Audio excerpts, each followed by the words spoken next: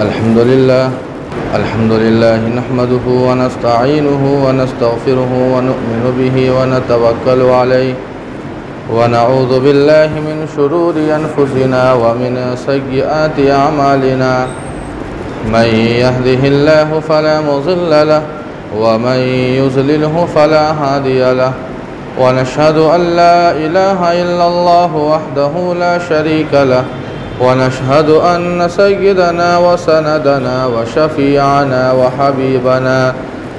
हबीबना व मौलाना मुहम्मदिन व बारिक व सल्लिम। अम्मा बादु क़ाल अल्लाहु तबारक व तआला फ़ी कलामिहिल मजीद वल फ़ुरक़ानिल हमीद। अऊज़ु बिल्लाहि मिनश शैतानिर रजीम। बिस्मिल्लाहिर रहमानिर रहीम। वज़्कुर फ़िल किताबि इब्राहीम इन्नहु कान सिद्दीक़न नबिय्या इज़ क़ाल लिअबीहि या अबति लिम तअबुदु मा ला यस्मअु व ला युबसिरु व ला युग़नी अन्का शैआ या अबति इन्नी क़द जाअनी मिनल इल्म मा लम यअतिक फत्तबिअनी अहदिक सिरातन सविय्या या अबति ला तअबुदिश शैतान इन्नश शैतान कान लिर्रहमानि असिय्या। सदक़ल्लाहु मौलानल अज़ीम व सदक़ रसूलुहुन नबियुल करीम व नहनु अला ज़ालिका लमिनश शाहिदीन वश्शाकिरीन वल्हम्दुलिल्लाहि रब्बिल आलमीन। मोहतरम हाज़िरीन जुमा, अज़ीज़ान गिरामी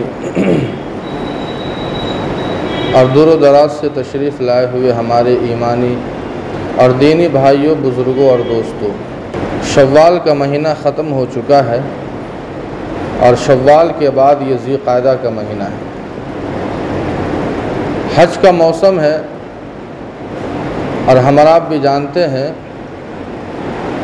कि तरतीबवार हुज्जाज किराम अपने अपने दियार से हज बैतुल्लाह के लिए रवा और दवा है। इससे पहले हज बैतुल्लाह के ताल्लुक़ से भी बातें आई थी और ये बात भी आई थी कि ये जो यादगार है, चाहे वो हज के आमाल और अफ़आल हो या फिर आगे चलकर क़ुरबानी का मौसम हो,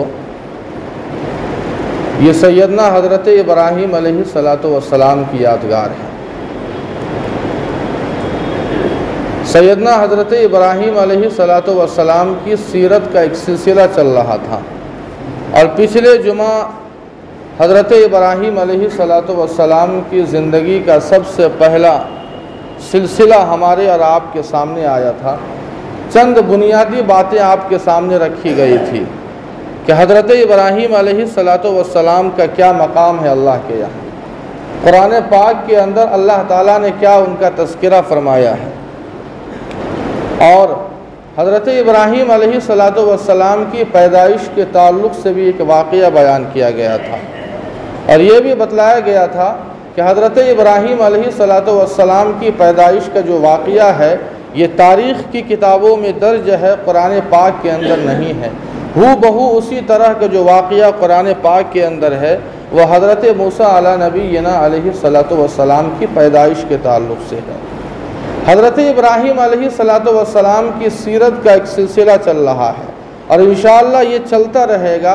हज़रत इब्राहीम अलैहिस्सलातु वस्सलाम की पूरी ज़िंदगी आपके सामने आएगी और हज़रत इब्राहीम की ज़िंदगी में जो तरतीबवार इम्तिहानात आए हैं, जो आज़माइशें आई हैं, वो सारी की सारी बातें इंशाअल्लाह जुमा के ज़रिए से आपके सामने पेश की जाएंगी। लेकिन उससे पहले कुछ बातें मौजू से हटकर हम आप याद रखें, जिनका जानना हमारे और आपके लिए बहुत ज़रूरी है, ये हालात के एतबार से।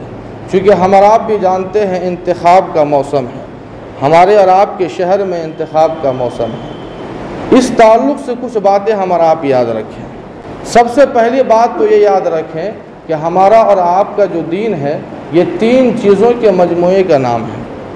ये बहुत अहम बात है। ये बातें आम तौर पर न सुनती है और न सुनाई जाती है, न को सुनने को तैयार होता है और न सुनाई जाती है। लेकिन हमारी शरीयत ने हमें और आपको क्या तालीम दी है वो हमारे लिए जानना बहुत ज़रूरी है। दुनिया में क्या हो रहा है उससे कोई बहस नहीं है, लेकिन हमारे दीन ने हमें क्या तालीम दी है उसका जानना हमारे लिए बहरहाल ज़रूरी है। दीन इस्लाम 3 चीज़ों के मजमूए का नाम है। सबसे पहली चीज़ शरीयत, दूसरी चीज़ तरीक़त और तीसरी चीज़ का नाम है सियासत। ये 3 चीज़ें हैं। अब तरतीबवार तीनों का हम और आप ये समझे कि शरीयत किसको कहते हैं, तरीक़त किसको कहते हैं और सियासत किसको कहते हैं। ये तीनों चीज़ें जब आपस में मिलती है तो इत्तेदाल पैदा होता है, इफ़रात और तफरीत ख़त्म हो जाता है, इत्तेदाल का रास्ता, बीच का रास्ता पैदा होता है जब ये तीनों चीज़ें मिलती हैं। और इन्हीं तीनों चीज़ों के मजमूए का नाम है इस्लाम और दीन। शरीयत कहते हैं रास्ते को, ये शरीयत नाम है रास्ते का। अगर रास्ता नहीं है तो हम और आप सफ़र कैसे किधर करेंगे, सफ़र किधर करेंगे, इसलिए शरीयत ये नाम है रास्ते का। दूसरी चीज़ है तरीक़त। तरीक़त रास्ते पर चलने के उसूल और आदाब और ढंग बतलाता है, तरीक़ा बतलाता है। रास्ता हमें मालूम है कि हमें इस रास्ते से जाना है, लेकिन रास्ते पर चलने का ढंग अगर नहीं मालूम है, तरीक़ा और उसूल और आदाब अगर नहीं मालूम है तो हम सफ़र कैसे करेंगे। और तीसरी चीज़ है सियासत।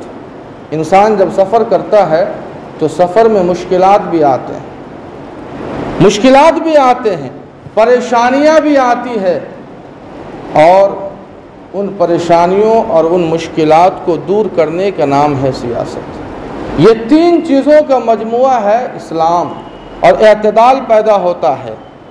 अब एक बात और समझें, अगर किसी इंसान के अंदर सिर्फ शरीयत है, तरीक़त और सियासत मुआविन नहीं है, तो वो इंसान तंग नज़र होता है, तंग नज़री का शिकार हो जाता है। अगर तरीक़त और सियासत मुआविन नहीं है, सिर्फ शरीयत ही शरीयत है, तो इंसान तंग नज़र हो जाता है, उज्ब पैदा हो जाता है, दूसरों की बात नहीं मानता है, दूसरों की हक़ारत की नज़र से देखता है। ये शरीयत जिसके अंदर है, तरीक़त नहीं है, सियासत नहीं है। दूसरी चीज़ तरीक़त है। इंसान के अंदर तरीक़त तो है लेकिन शरीयत नहीं है, और सियासत और शरीयत मुआविन नहीं है। तो आपने देखा होगा पीरी और मुरीदी का सिलसिला चलता है, उस वक्त पीर अपने मुरीदों को बंद कमरे की तरफ खींचते हैं, बंद कमरे की तरफ खींचते हैं, और इसी को कहते हैं रहबानियत। रहबानियत कि दुनिया से कट जाना और बंद कमरे में बिल्कुल बंद हो जाना। इस्लाम का यह मिजाज नहीं है। इस्लाम का मिजाज रहबानियत का नहीं है। इस्लाम का मिजाज तो ये है कि इंसान बंद कमरे से निकले, अपने मोहल्ले से निकले, ट्रेनों में सफ़र करे, सहराओं का सफ़र करे, जंगलात पर मुसल्लत हो जाए, एक शहर से दूसरे शहर का सफ़र करे और उस पर मुसल्लत हो जाना, ये है असल इस्लाम का मिजाज। वलक़द कर्रमना बनी आदम व हमलनाहुम फिल बर्रि वल बहर व रज़क़नाहुम मिनत तय्यिबात व फ़ज़्ज़लनाहुम अला कसीरिम मिम्मन ख़लक़ना तफ़ज़ीला। इंसान के अंदर जब शरीयत नहीं होती है और सियासत मुआविन नहीं है, सिर्फ तरीक़त है, तो इंसान बंद कमरे के अंदर बंद हो जाता है। और तीसरी चीज़ सियासत है। अगर सिर्फ सियासत महज़ा है, यानी उसके अंदर शरीयत नाम की कोई चीज़ नहीं है, तरीक़त नाम की कोई चीज़ नहीं है, ये दोनों चीज़ें मुआविन नहीं हैं, तो इंसान मुतकब्बिर हो जाता है, मुतकब्बिर हो जाता है। और जब ये दोनों चीज़ें मुआविन हो, यानी शरीयत और तरीक़त जब मुआविन हो जावे, तो इंसान के अंदर इत्तेदाल पैदा होता है, तकब्बुर नहीं पैदा होता है। तो ये बुनियादी चीज़ें हैं। इस्लाम ये 3 चीज़ों के मजमूए का नाम है। अब एक बात और याद रखें, कुरान पाक के अंदर अल्लाह ताला ने एक नहीं 10 मकामात पर शहादत का जिक्र फरमाया है। शहादत कहते हैं गवाही को, शहादत कहते हैं गवाही देने को। एक नहीं कई आयतें कुरान पाक के अंदर है। वमन अज़लमु मिम्मन कतम शहादतन इंदहु मिनल्लाह वमन यक्तुमहा फ़इन्नहु आसिमुन क़ल्बुहु वला तक्तुमुश शहादा। ये शहादत का जो लफ्ज़ है ना, ये शहादत का लफ्ज़ अल्लाह ताला ने कई मकामात पर इस्तेमाल किया है। और शहादत कहते हैं गवाही देने को। कूनू क़व्वामीन लिल्लाहि शुहदाअ बिल क़िस्त, सच्ची शहादत, सच्ची गवाही। इंसान अगर झूठी गवाही देता है तो वो इंसान अल्लाह के यहाँ माखूज़ होगा, अल्लाह के यहाँ उसकी पकड़ होगी। इसीलिए अल्लाह ताला ने कुरान पाक के अंदर जा बजा जगह जगह सच्ची गवाही देने का हुक्म फरमाया।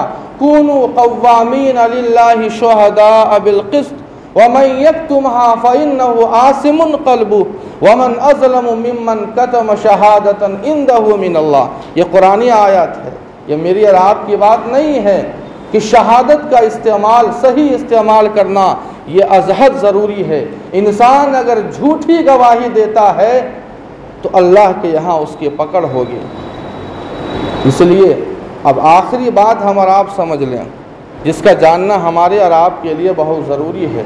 हम और आप जो वोट देते हैं ये हमारा हक़ है, लेकिन शरीयत में इसकी हैसियत शहादत की है, गवाही की है।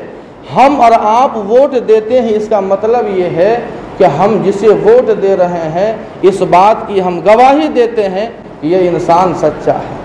अब फैसला आपके हाथ में है कि आप सच्चे इंसान के लिए शहादत का इस्तेमाल करते हैं या झूठे इंसान के लिए। शरीयत के अंदर इसकी ये हैसियत है। बकिया तफसीलात बहुत है, लेकिन ये मौजू से हटकर है। सिर्फ हमें और आपके लिए सबक इतना है कि हम जब भी अपने हक़ का इस्तेमाल करें, सही इस्तेमाल करें, झूठी गवाही से बिल्कुल परहेज़ करें, जिसकी पकड़ अल्लाह के यहाँ कल क़यामत में होगी। हमारा और आपका सिलसिला चल रहा था सैयदना हज़रत इब्राहीम अलैहिस्सलातु वस्सलाम की सीरत का। हज़रत इब्राहीम अलैहिस्सलातु वस्सलाम की ज़िंदगी में बेशुमार इम्तिहानात और आजमाइशें आई है। आज के जुमे में इंशाअल्लाह सबसे पहला इम्तिहान हज़रत इब्राहीम अलैहिस्सलातु वस्सलाम की ज़िंदगी में जो आया है और जो आजमाइश अल्लाह ताला ने ली है वो आपके सामने इंशाअल्लाह पेश की जाएगी। एक बुनियादी और उसूली बात हम और आप याद रखें कि दुनिया के अंदर इंसान को जब बड़ा बनने का शौक़ होता है और मशहूर होने का शौक़ होता है तो फिर वह इंसान गलत तरीक़ों का इस्तेमाल करता है। इसीलिए इंसान के पास अगर पैसे हों और मालो दौलत का अंबार हो, गर्चे उसके अंदर सलाहियत और इल्म नहीं है, तो इंसान अपनी दौलत और मालो दौलत के ज़रिए से बड़े बड़े ओहदे को पा लेता है।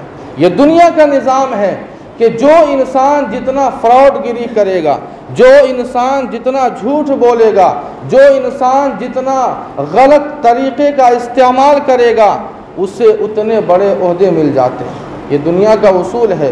तो दुनिया में बड़ा बनना बड़ा आसान है। दुनिया में अगर मशहूर होना हो तो बड़ा आसान है। सारे गलत तरीक़ों को आप अपना लीजिए, आप बड़ा बन जाएंगे, आप दुनिया में मशहूर हो जाएंगे। लेकिन अल्लाह ताला के ये निज़ाम नहीं है। इंसान अगर अल्लाह के यहाँ मुक़र्रब बनना चाहे, अल्लाह का करीबी बंदा बनना चाहे, इंसान अगर अल्लाह की क़ुर्बत हासिल करना चाहे तो अल्लाह के यहाँ झूठ का रास्ता नहीं चलता है, फ्रॉडगिरी का रास्ता नहीं चलता है, रिश्वतों का रास्ता नहीं चलता है, निकम्मों की कोई हैसियत नहीं होती है। अगर अल्लाह के यहाँ मकबूल बनना है, अल्लाह के यहाँ अगर अल्लाह की क़ुर्बत हासिल करनी है तो उसका सिर्फ एक रास्ता है और वो ये है कि इम्तिहानात से गुज़रना है, आज़माइशों से गुज़रना है। अल्लाह ताला फरमाते हैं अहसिबन्नासु अन युतरकू अन यक़ूलू आमन्ना वहुम ला युफ्तनून। अल्लाह फरमाते हैं कि क्या ईमान वालों ने ये गुमान कर लिया है, क्या ईमान वालों ने ये गुमान कर लिया है कि हम सिर्फ ज़ुबान से कह देंगे ला इलाहा इल्लल्लाह तो कामयाब हो जाएंगे, हमारा काम बन जाएगा। अल्लाह फरमाते हैं अहसिबन्नासु अन युतरकू अन यक़ूलू आमन्ना वहुम ला युफ्तनून। ऐसा हरगिज़ नहीं होगा कि सिर्फ ज़ुबानी दावा करने से वो इंसान कामयाब हो सकता है। अल्लाह फरमाते हैं कि हम उसे आज़माएंगे, हम उसे आज़माएंगे, आज़माइश में मुब्तला करेंगे, उसका इम्तिहान लेंगे। उसे परखेंगे, उसे तौलेंगे। अल्लाह फरमाते हैं कुरान पाक के दूसरे पारे सूरह बकरा के अंदर, वलनबलुवन्नकुम बिशैइन मिनल खौफ वलजू वनक्सिम मिनल अमवाल वल अनफुस वस्समरात वबश्शिरिस साबिरीन। अल्लाह फरमाते हैं कि आए ईमान वालो, हम तुम्हें आजमाएंगे, कभी खौफ के ज़रिए डर पैदा करके, वलजू कभी भूख के ज़रिए से, इंसान भूखा होता है, आजमाइश की घड़ी होती है कि आखिर उस भूख के आलम में अपने दीन पर, शरीयत पर कायम रहता है या नहीं, या इस पेट की वजह से अल्लाह की नाफरमानी शुरू कर देता है, हरामकारी शुरू कर देता है। अल्लाह फरमाते हैं वलनबलुवन्नकुम बिशैइन मिनल खौफ वलजू वनक्सिम मिनल अमवाली वल अनफुस, कभी जानी नुकसान देकर, कभी माली नुकसान देकर, फसल में नुकसान हो गया, जानी नुकसान हो गया, ये सारे नुकसानात, ये इम्तिहान है, ये इम्तिहान है अल्लाह ताला की तरफ से। अल्लाह फरमाते हैं अहसिबन्नासु अन युतरकू अन यक़ूलू आमन्ना वहुम ला युफ्तनून। और ये इम्तिहान और आजमाइश का जो सिलसिला है ये आज से नहीं है, ये सदियों पुराने ज़माने से ये चल रहा है, ये आज से नहीं है। अल्लाह फरमाते हैं वलयअलमन्नल्लज़ीन सदक़ू वलयअलमन्नल काज़िबीन। हमने इससे पहले भी लोगों को आजमाया था, इससे पहले लोगों को भी हमने आजमाया था, और जो उस आजमाइश में और उन इम्तिहानात में खरे उतरे, हमने उन्हें अपना मुकर्रब बनाया, करीबी बंदा बनाया, और पूरी दुनिया में हमने उन्हें शोहरत अता फरमाई। अब यहाँ एक सवाल ये होता है कि अल्लाह तो आलिमुल गैब है, हर चीज़ को जानते हैं, अल्लाह तो ये भी जानते हैं कि आखिर इस बंदे के अंदर आजमाइशों और इम्तिहानात को झेलने की सलाहियत है या नहीं। अल्लाह आलिमुल गैब है, जानते हैं। जब ये बात है तो अल्लाह क्यों नहीं बग़ैर इम्तिहान और आजमाइश के उस बंदे को वो मकाम अता फरमा देते? इम्तिहान क्यों लेते हैं? उसका जवाब यह है कि इम्तिहान दो वजहों से लिया जाता है। इम्तिहान लेने का सबसे पहला मकसद ये होता है कि जो मज़कूरा सलाहियत है, यह आज़माया जाता है कि ये मतलूबा सलाहियत उसके अंदर है या नहीं। एक विद्यार्थी है, एक तालिब इल्म है जो इंटर का एग्ज़ाम देता है, मकसद ये है इम्तिहान लेने का कि उसके अंदर किताबी सलाहियत है या नहीं, या टाइम पास करता रहा मोबाइल में। तो इम्तिहान लेने का मकसद पहला ये होता है कि मतलूबा सलाहियत उसके अंदर है या नहीं, और दूसरा मकसद ये होता है कि उसकी सलाहियत का लोगों के सामने इजहार करना। एक उस्ताद जानता है कि ये मेरा शागिर्द बहुत टैलेंट है, बहुत ज़हीन है, लेकिन फिर भी वो उस्ताद दूसरों के सामने अपने इस शागिर्द से मुश्किल सवालात करता है। मकसद उसका इम्तिहान लेना नहीं है, उस्ताद का मकसद सवालात के ज़रिए से इम्तिहान लेना नहीं है, मकसद उस आदमी को बताना है जो सामने है कि देखो ये मेरा शागिर्द है और कितनी सलाहियत का मालिक है। अल्लाह ताला ने हज़रत इब्राहीम अलैहिस्सलातु वस्सलाम को खलील का लक़ब अता फरमाया, इतना बड़ा मकाम अता फरमाया, खलील का लक़ब दिया, चहार दांगे आलम हज़रत इब्राहीम अलैहिस्सलातु वस्सलाम को शोहरत अता फरमाई। तो किसी के जहन में ये सवाल पैदा हो सकता था कि आखिर हज़रत इब्राहीम के अंदर वो कौन सी खुसूसियात थी, कि आखिर हज़रत इब्राहीम अलैहिस्सलातु वस्सलाम को अल्लाह ताला ने इतना बड़ा मकाम अता फरमाया। अल्लाह ताला ने उसी का जवाब दिया कुरान पाक के अंदर, वइज़िब्तला इब्राहीम रब्बुहु बिकलिमातिन फ़अतम्महुन्ना, कि हमने हज़रत इब्राहीम को आजमाइश में मुब्तला किया और हमने उनसे इम्तिहान लिया, तब जाकर हमने उन्हें अपना खलील बनाया और इंसानों का और दुनिया का इमाम बनाया। और पिछले जुमे ये बात आई थी कि हज़रत इब्राहीम अलैहिस्सलातु वस्सलाम को ये खुसूसियत हासिल है कि दुनिया के 3 बड़े मज़ाहिब के लोग अपना पेशवा और मुक़्तदा मानते हैं। इस्लाम तो मानता ही है, यहूदी भी मानते हैं, नसरानी भी मानते हैं, इस मुसलमान भी मानते हैं। ये 3 बड़े मज़ाहिब दुनिया के हैं, दुनिया के 3 बड़े मज़ाहिब हैं जिनको फ़ौक़ियत हासिल है, और ये तीनों मज़ाहिब के लोग हज़रत इब्राहीम अलैहिस्सलातु वस्सलाम को आज भी अपना पेशवा और मुक़्तदा मानते हैं। सबसे पहला इम्तिहान हज़रत इब्राहीम अलैहिस्सलातु वस्सलाम, जिस घर में हज़रत इब्राहीम की आँख खुलती है वो घर शिर्क वाला घर था, कुफ्र वाला घर था, आपका जो वालिद है, जो हज़रत इब्राहीम का जो बाप है वो आज़र है, वो अपने मज़हब का सबसे बड़ा महंत है। हज़रत इब्राहीम अलैहिस्सलातु वस्सलाम का घराना कुफ्र और शिर्क से भरा पड़ा है और हज़रत इब्राहीम को अल्लाह ताला ने तौहीद की दावत को आम करने के लिए भेजा था और आम किया, पूरी दुनिया में तौहीद की दावत को आम किया। हज़रत इब्राहीम अलैहिस्सलातु वस्सलाम की आँख खुलती है तो क्या देखते हैं कि उनका बाप ही मुशरिक है, शिर्क और कुफ्र से भरा पड़ा है। हज़रत इब्राहीम अलैहिस्सलातु वस्सलाम ने सबसे पहला ये फरीज़ा अंजाम दिया कि इस तौहीद की दावत का आगाज़ अपने घर से किया, अपने घर से किया। आज़र हज़रत इब्राहीम के वालिद हैं, ये सबसे बड़ा महंत है जिसको पंडित कहते हैं। बुत फरोश भी है, बुत साज भी है, बुत बनाता भी है, मूर्तियाँ अपने हाथों से बनाता था, उसकी परस्तिश भी करता था और उसे बाज़ारों में फ़रोख्त भी किया करता था। ये तीनों काम किया करता था। हज़रत इब्राहीम अलैहिस्सलातु वस्सलाम की जब आँख खुली तो घर के ये रिवायत देखकर ताज्जुब में पड़ गए। इंसान के लिए हर काम आसान होता है, लेकिन अपने ख़ानदान की रिवायत से बगावत करना बड़ा मुश्किल होता है। एक ख़ानदान की रिवायत है, लेकिन अगर कोई बगावत कर जाए तो बड़ा मुश्किल होता है। सारे लोग उसके ख़िलाफ़ खड़े हो जाते हैं कि ये सदियों से ये रिवायत चली आ रही है हमारे ख़ानदान में, लेकिन इसके ख़िलाफ़ इसने ये काम किया। और यही चीज़ यानी ख़ानदानी रिवायत बड़े बड़े लोगों के और अक्सरहा गुमराही और ज़लालत का सबब बन जाती है। लेकिन हज़रत इब्राहीम अलैहिस्सलातु वस्सलाम ने अपने वालिद को तौहीद की दावत दी। हज़रत इब्राहीम अलैहिस्सलातु वस्सलाम ने अपने वालिद के अदब का ख्याल करते हुए, उनका एहतराम करते हुए हज़रत इब्राहीम ने अपने वालिद को कई तरीक़ों से दावत दी। अल्लाह ताला ने कुरान पाक के सूरह मरियम के अंदर उसका तज़किरा फरमाया। अल्लाह फरमाते हैं वज़्कुर फ़िल किताब इब्राहीम इन्नहु कान सिद्दीक़न नबिय्या इज़ क़ाल लि अबीही या अबती लिम तअबुदु मा ला यस्मअु व ला युबसिरु व ला युग़नी अन्का शैआ। ये सबसे पहला तरीक़ा हज़रत इब्राहीम ने कहा कि मेरे प्यारे अब्बू जान, आप उस चीज़ की क्यों परस्तिश करते हैं और इबादत करते हैं जो न नफ़ा दे सकती है, न नुकसान दे सकती है, न सुनती है, न बोलती है, किसी भी चीज़ की सलाहियत उसके अंदर नहीं है, न सुनने की सलाहियत है, न बोलने की सलाहियत है, न देखने की सलाहियत है और उससे कोई नुकसान और नफ़ा भी मुंसलिक नहीं है। गोया हज़रत इब्राहीम अलैहिस्सलातु वस्सलाम ने सबसे पहली दावत का ये तरीक़ा इस्तेमाल किया कि उसकी हैसियत को हज़रत इब्राहीम ने बताया कि जिस चीज़ की आप परस्तिश और इबादत करते हैं कोई हैसियत नहीं, उसकी कोई हैसियत नहीं है। अल्लाह ताला ने मुझे नबी बनाकर भेजा है और जो तरीक़ा दिया है आप उस तरीक़े की पैरवी कीजिए।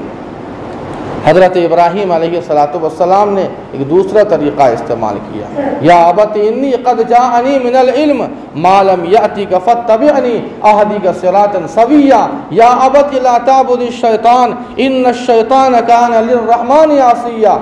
हज़रत इब्राहीम ने कहा कि मेरे अब्बू जान, जो रास्ता आपने अपनाया है वो शैतान का रास्ता है। जो चीज़ और जो हुनर आपके पास है, जो इल्म आपके पास है वो गलत है, वो अच्छा नहीं है। या अबती इन्नी क़द जाअनी मिनल इल्म, लेकिन अल्लाह ने मुझे जो इल्म से नवाजा, वही के इल्म से नवाजा है, आप उस वही के रास्ते की पैरवी कीजिए, शैतान के रास्ते की आप पैरवी न कीजिए। या अबती ला ताबुदिश शैतान इन्नश शैतान कान लिर्रहमानि आसिया।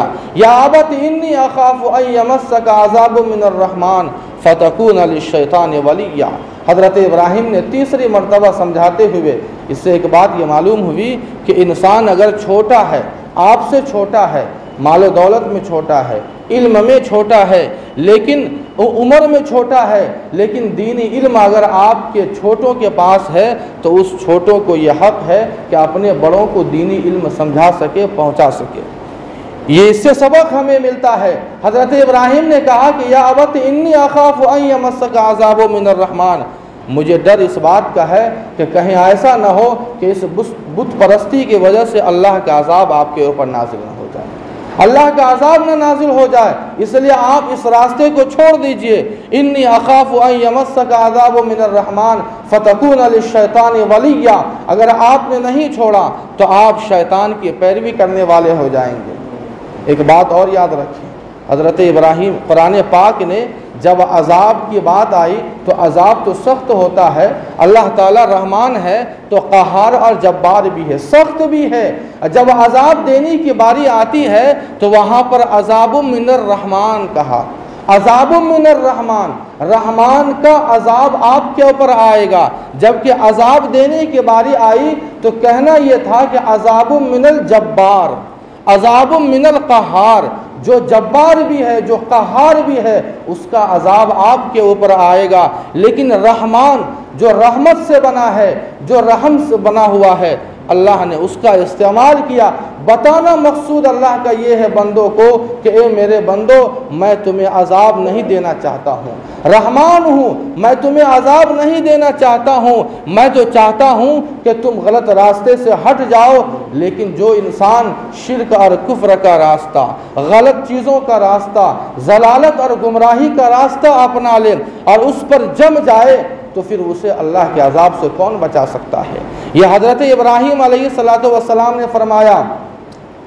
अब आज़र का जवाब सुनिए, जो आपका वालिद है, होना तो ये चाहिए था कि इतनी मोहब्बत से हज़रत इब्राहीम ने अपने वालिद को समझाया तो इसको समझ लेते, इस रास्ते को समझते, या अगर आपने नहीं समझा तो नरमी और मोहब्बत से बेटे को जवाब देते और बात को हटा देते। लेकिन हज़रत इब्राहीम को उनके वालिद ने क्या जवाब दिया? क़ाल अराग़िबुन अन्त अन आलिहती या इब्राहीम लइन लम तंतही लअरजुमन्नक वहजुरनी मलिया। हज़रत इब्राहीम को उनके वालिद ने धमकी दे दी। क़ाल अराग़िबुन अन्त अन आलिहती या इब्राहीम, हज़रत इब्राहीम को कहा कि ए इब्राहीम, तू मुझे मेरे माबूदों से फिरना चाहता है, लइन लम तंतही लअरजुमन्नक वहजुरनी मलिया, तो इस हरकत से बाज आ जा, इस दावत से बाज आ जा। अगर तू बाज नहीं आएगा और तू मुझे तौहीद की दावत देता रहेगा, लअरजुमन्नक वहजुरनी मलिया, मैं तुझे घर से संसार कर दूंगा, भगा दूंगा। हज़रत इब्राहीम अलैहिस्सलातु वस्सलाम ने अपने वालिद को धमकी का जवाब धमकी से नहीं दिया। एक शरीफ इंसान की यही आदत है कि जब उसे कोई गलत बात करे, धमकी दे, तो वो धमकी का जवाब और गलत बात का जवाब गलत बात से न दे बल्कि नरमी से दे, नरमी से दे। हज़रत इब्राहीम ने कहा कि क़ाल सलामुन अलैक सअस्तग़फिरु लक रब्बी इन्नहु कान बी हफ़िय्या व अअतज़िलुकुम व मा तदऊन मिन दूनिल्लाह व अदऊ रब्बी असा अल्ला अकून बिदुआइ रब्बी शक़िय्या, कि मेरे अब्बू जान आप पर सलामती हो, मैं जा रहा हूँ, मैं घर छोड़कर जा रहा हूँ, लेकिन मैं दुआ करूँगा, मैं आपके लिए दुआ करूँगा, आपकी हिदायत के लिए दुआ करूँगा कि अल्लाह आपको सही रास्ते की तौफीक अता फरमाए। हज़रत इब्राहीम अलैहिस्सलातु वस्सलाम ने जब अपने वालिद को दावत दी, घर से आगाज़ किया, जब बात नहीं मानी और धमकी दे डाली तो अपने घर से निकल जाते हैं। उसके बाद कौम में आते हैं, अपनी बिरादरी और ख़ानदान में आते हैं, अपने इलाके में आते हैं और पूरा इलाका भी बुत परस्ती और शिर्क का अड्डा और मरकज़ बना हुआ था। हज़रत इब्राहीम ने ऐसे माहौल में तौहीद की दावत को कैसे आम किया है, वो इंशाअल्लाह दूसरा इम्तिहान है जो आपके सामने आइंदा आएगा। जो भी बातें कही गई है, अल्लाह पाक हम सबों को उन बातों पर अमल करने की तौफीक अता फरमाए। वमा अलैना इल्लल बलाग।